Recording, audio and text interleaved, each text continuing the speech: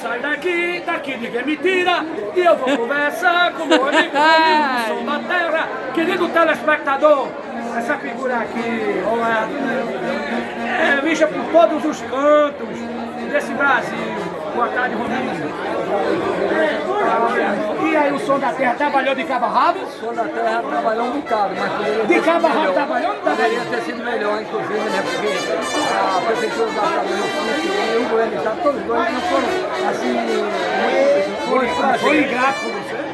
A gente fez uma apresentação pelo governo e pela prefeitura. Eu acredito que pela importância que a banda tem, a gente poderia ter sido reconhecidamente, você poderia. Isso acontece com você e com vários artistas. Mas já está aqui nessa felicidade tão grande, após o carnaval, comemorando, confraternizando, e Rominho está aqui, não pode falar. Rominho, suas considerações finais para o programa de Cabo a Rabo?